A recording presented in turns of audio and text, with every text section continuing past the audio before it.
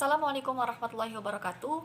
Kami dari kelompok 1 yang beranggotakan Muhammad Zahni Arja, Hashimah Silvi Sevia, Septi Lestari, dan Ismail Marzuki akan mempresentasikan hasil diskusi kami yang berjudul Psikolinguistik. Di sini kami akan membahas 4 subbab mengenai psikolinguistik. Yang pertama adalah pengertian psikolinguistik, yang kedua cabang-cabang psikolinguistik, yang ketiga tokoh-tokoh psikolinguistik, dan yang terakhir sejarah perkembangan psikolinguistik. Langsung ke bab yang pertama, yaitu pengertian psikolinguistik. Psikolinguistik terdiri dari dua bahasa. Yang pertama psikologi dan linguistik.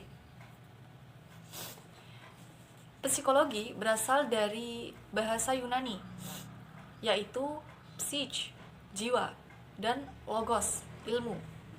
Secara etimologi, psikologi merupakan ilmu jiwa.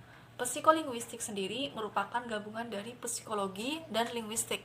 Linguistik itu bahasa. Sedangkan menurut Harley, psikolinguistik merupakan studi tentang proses mental dalam pemakaian bahasa. Dan menurut Slobin mengemukakan bahwa psikolinguistik mencoba menguraikan proses-proses psikologi yang berlangsung jika seseorang mengucapkan kalimat-kalimat yang didengarnya pada waktu berkomunikasi dan bagaimana kemampuan bahasa diperoleh manusia. Kemudian subbab kedua yaitu cabang-cabang psikolinguistik. Di sini disebutkan ada 7 cabang psikolinguistik.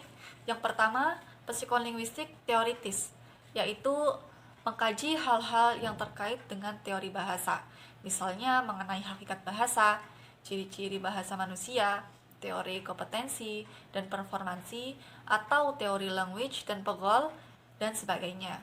Yang kedua, psikolinguistik perkembangan, yaitu mengkaji tentang pemerolehan bahasa, misalnya tentang teori pemerolehan bahasa, bab bahasa pertama maupun kedua, peranti pemerolehan bahasa, periode kritis pemerolehan bahasa, dan sebagainya. Yang ketiga, psikolinguistik sosial, yaitu mengkaji tentang aspek-aspek sosial bahasa, misalnya sikap bahasa. Kemudian akulturasi budaya, kejut budaya, jarak sosial, periode kritis budaya, pajanan bahasa, pendidikan, lama pendidikan, dan sebagainya.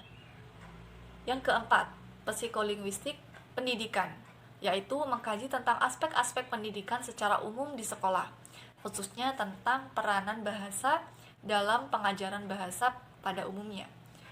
Yang kelima, neuropsikolinguistik, yaitu mengkaji tentang hubungan bahasa dengan otak manusia, misalnya tentang bagian otak mana yang berkaitan dengan kemampuan bahasa. Yang keenam, psikolinguistik eksperimental, yaitu mengkaji tentang eksperimen-eksperimen dalam semua bidang yang melibatkan bahasa dan perilaku bahasa. Yang terakhir adalah psikolinguistik terapan, yaitu mengkaji tentang penerapan temuan-temuan ke-6 subdisiplin psikolinguistik di atas ke dalam bidang-bidang tertentu, seperti psikologi, linguistik, pendidikan, pengajaran, neurologi, psikiatri, komunikasi, kesusastraan, dan lain-lain. Baik, selanjutnya saya akan menjelaskan mengenai tokoh-tokoh psikolinguistik. Yang pertama yaitu von Humboldt, yang mana beliau adalah seseorang berkebangsaan Jerman, pakar linguistik yang telah mencoba mengkaji antara hubungan bahasa dengan pemikiran manusia. Lalu selanjutnya adalah Ferdinand de Saussure. Beliau ini merupakan seorang pakar linguistik juga yang berkebangsaan Swiss. Beliau telah berusaha untuk menerangkan apa sebenarnya bahasa itu atau linguistik dan bagaimana keadaan bahasa itu di dalam otak atau di dalam psikologi manusia.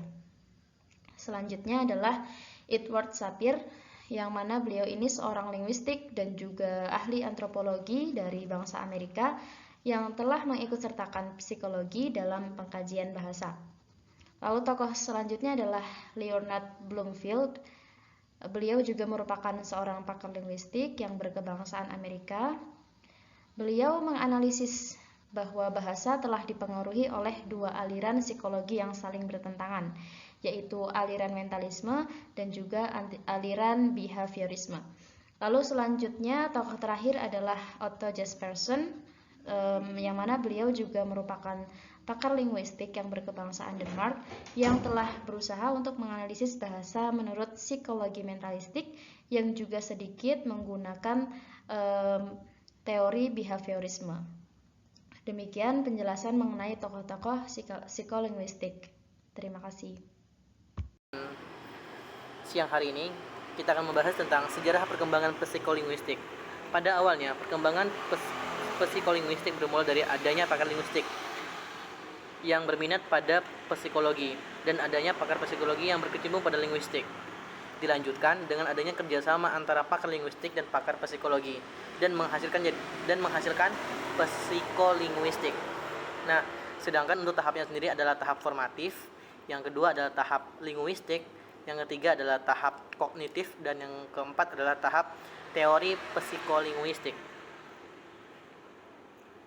Nah, mungkin sekian pemaparan dari saya. Kurang dan lebih mohon dimaafkan. Wassalamualaikum warahmatullahi wabarakatuh.